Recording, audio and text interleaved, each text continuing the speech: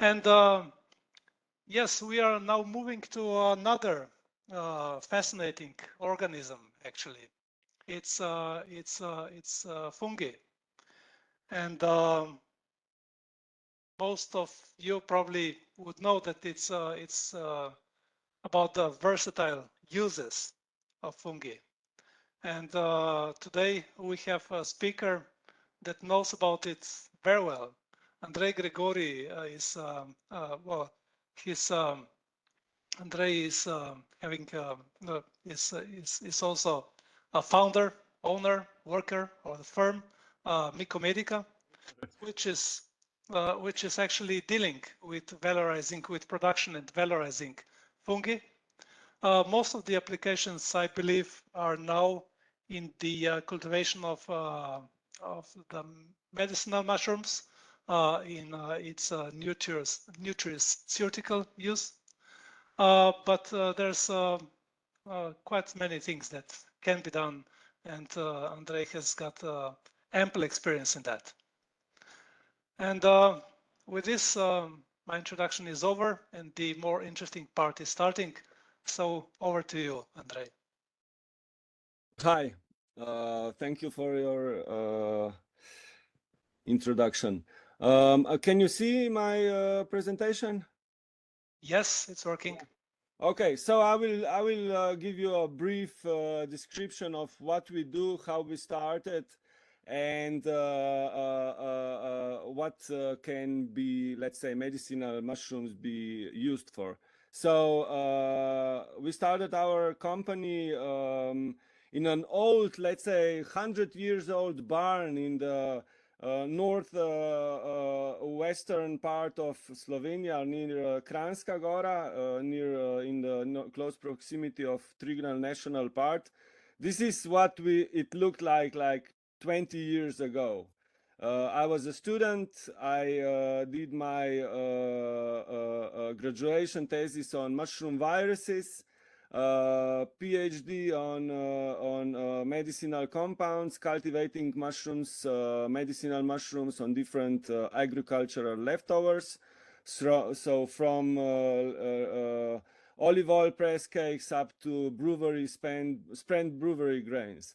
So I started really small. I was really producing mushroom spawn and cultivation kits for people who wanted to cultivate mushrooms at home. And then I found out that mushrooms can be used for really broad aspect of medicinal uses. And I started we started collaborating through biotechnical faculty and faculty of chemistry and chemical engineering. We started collaborating with foreign research institutes. So I went I went for half a year to Asia to learn about the mushrooms by myself. Then I went to Shanghai Edible Fungi Institute. These were bilateral projects with Normal University, with Austria. And as I was doing my PhD, at the same time I was building my own lab and production facilities in this barn that you saw 20 years ago. So we started a lot of research projects.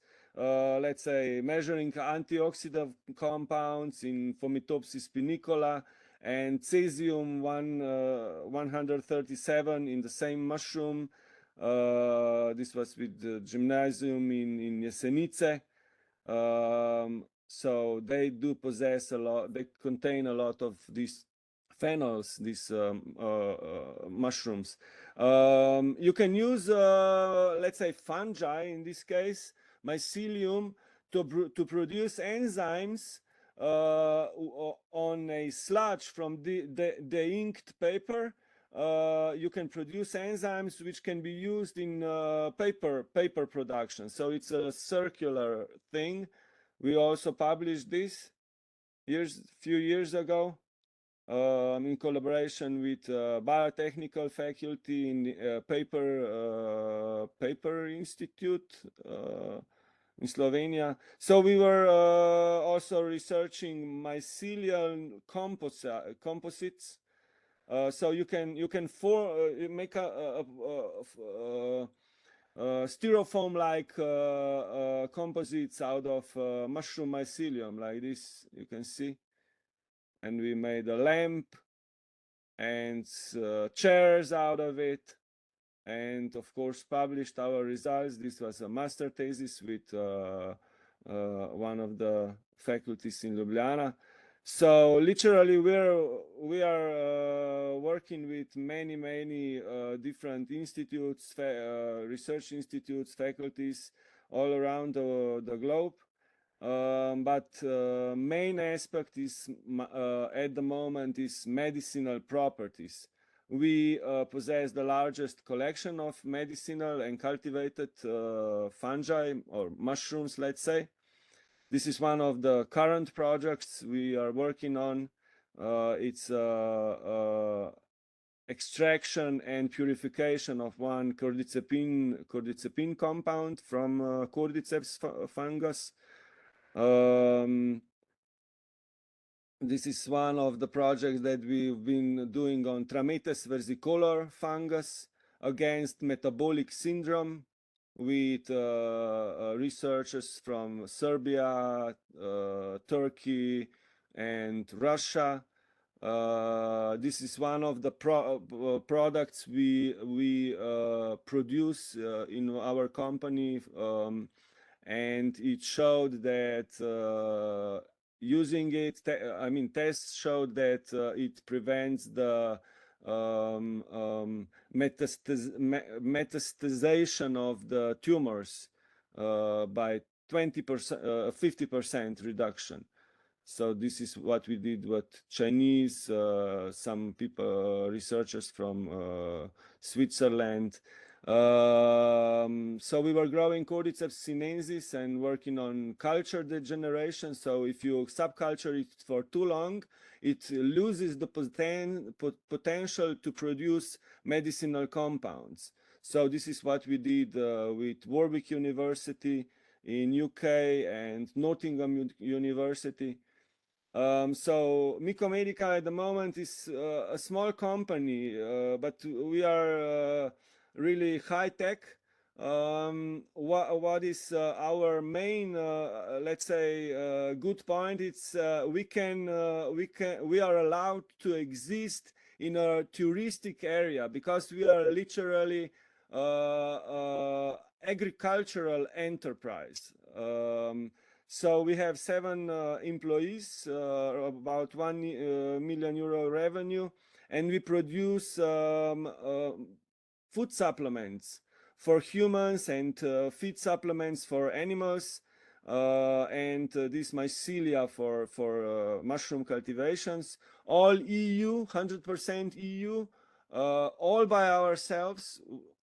All the steps are made in our own facility, all vegetarian, organic, allergen free.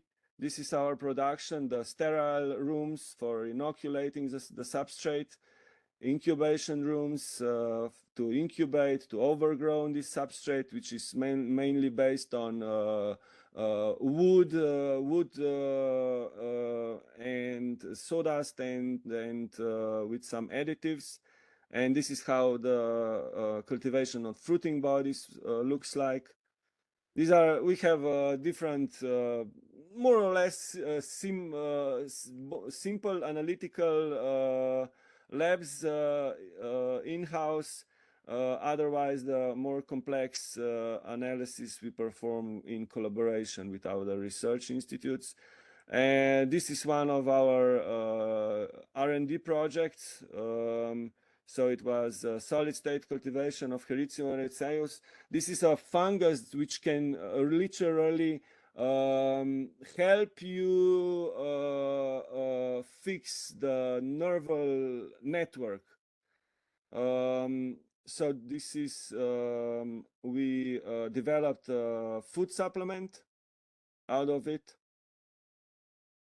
And we showed in a clinical trial, which was performed last year, that it helps with cognitive disorders, and also promotes the diversity of gut microbiota.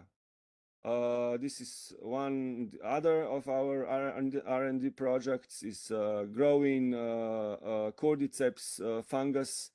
So guys from medical faculty, they found out that when they took the extracts and put them on the cell lines, the lung cell lines of these people that had this chronic obstructive pulmonary disease.